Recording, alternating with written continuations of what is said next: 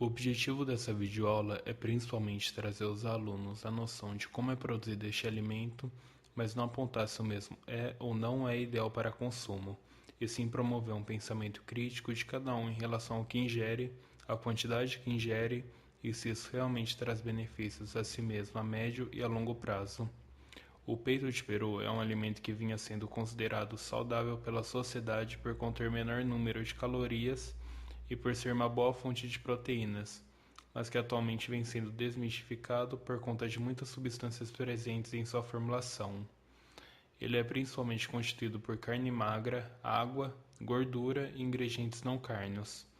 O glutamato monossódico, aromas artificiais, espessantes, corantes e conservantes são apenas alguns dos nomes que constam nessa lista.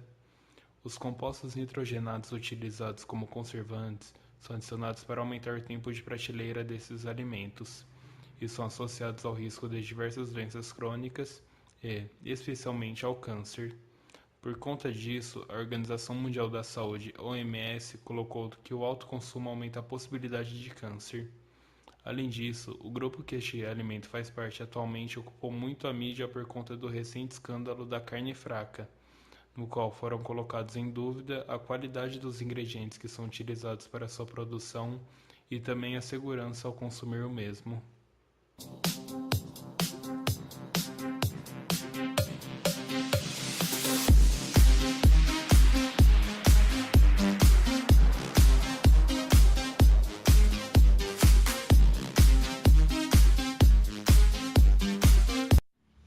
Inicia-se o procedimento com o corte da carne do peito de peru em espessuras suficientes para passar pelo bocal da máquina de moer, que podem ser em disco ou pré-corte.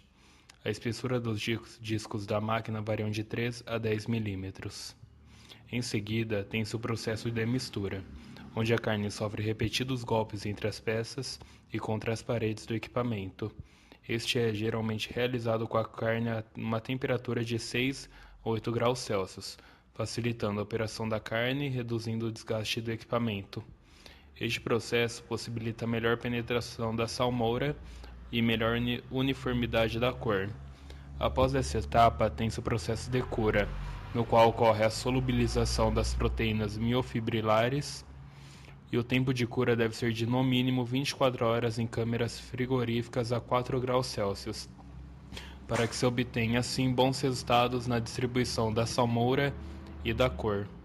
A próxima etapa do processo é o embutimento, onde a carne, após a cura, através do canhão de embutir, é embutida em tripas naturais, essas já lavadas e secadas ou artificiais, dando ao produto uma forma particular. Essa forma varia de acordo com as demandas do mercado e as possibilidades tecnológicas. Logo, deve iniciar-se cozimento. Neste, o produto deve ser inserido em equipamento com temperatura suficiente para que o produto alcance uma temperatura de 72 graus Celsius, a fim de manter-se livre da maioria dos micro-organismos patogênicos e deteriorantes, promovendo uma maior vida de prateleira e menor riscos à saúde. Em seguida, passa pelo processo de resfriamento, onde é efetuado primeiramente o pré-resfriamento do produto por meio do chuveiro, a fim de evitar que o produto, ainda com alta temperatura, gere calor excessivo nas câmeras de refrigeração. Depois, o produto deve permanecer na câmara de refrigeração a 4 graus Celsius por no mínimo 24 horas, a fim de certificar de que a cor e as outras propriedades sensoriais do produto estejam estabilizadas. Na sequência, vem o processo de fatiamento e embalagens a vácuo. Como este processo envolve a manipulação do produto já cozido, deve-se ter um cuidado extremo para reduzir ao mínimo o risco de recontaminação, estando assim pronto para a comercialização. A defumação é realizada a fim de conferir aroma, sabor e cor característica, sendo fundamental na conservação. As características organolépticas da defumação devem à composição da fumaça empregada no produto. Alguns dos componentes da mesma podem ser tóxicos e cancerígenos, como o alcatrão e os hidrocarbonetos policíclicos, esses depositados em grandes quantidades nas superfícies de produtos que recebem quantidade de fumaça. O risco se apresenta com efeito acumulativo. Quanto maior a ingestão, maior o risco. Porém, considerando-se o consumo insignificante de defumados e as técnicas mais brandas de defumação, não oferece risco ao consumidor. Portanto, utiliza-se exclusivamente serragem fina de madeira bruta não resinosa, ou seja, sem colas, solventes ou tintas para a queima. A defumação, então, se trata da exposição direta do produto à fumaça produzida pela queima ou por fumaça produzida fora da câmara de defumação, e esta é conduzida até o produto através de dutos. Atualmente, os maiores vendedores deste produto são a Sadia, Seara e Perdigão, sendo que o consumo per capita brasileiro de carne de peru está em 1 kg por habitante por ano, e até 2003 era de apenas 700 gramas por habitante por ano, demonstrando o grande crescimento no consumo brasileiro do peito de peru. As marcas Sadia e Perdigão fazem parte do mesmo grupo, no caso a BRF, mas as marcas são direcionadas para tipos de públicos diferentes, atingindo assim uma maior parcela da população.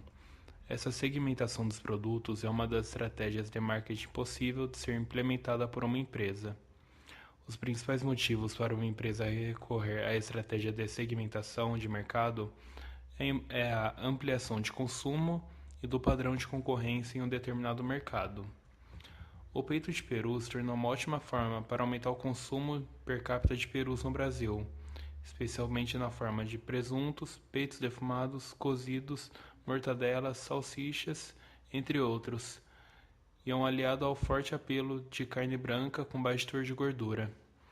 Com o atual escândalo da carne fraca, o consumidor pode ter se tornado mais consciente em relação aos riscos que pode ter ao consumir este tipo de alimento, seja pelos seus aditivos ou processamento inadequado, mas também por possíveis fraudes em sua formulação ou venda. Por ser um alimento industrializado, existe uma legislação que o engloba que determina limites máximos de algumas substâncias. Por exemplo, o emprego dos nitratos e nitritos de sódio ou de potássio ou de qualquer combinação entre eles só pode ser feito em quantidades tais que, no produto para consumo, o teor de nitrito não ultrapasse 200 partes por milhão. Também são determinados limites máximos de contaminantes, por exemplo, arsênio, chumbo e cádmio. E temos os casos em quais os embutidos podem ser considerados fraudados, que são quando forem empregados conservadores e corantes não permitidos no regulamento, quando houver adição de água ou gelo com o intuito de aumentar o volume ou peso do produto, quando forem adicionados tecidos inferiores, quando ocorrerem casos de odores, sabores estranhos, anormais, quando se identificarem germes patogênicos e também quando manipulados em más condições de higiene, traduzidas pela presença de E. coli típica.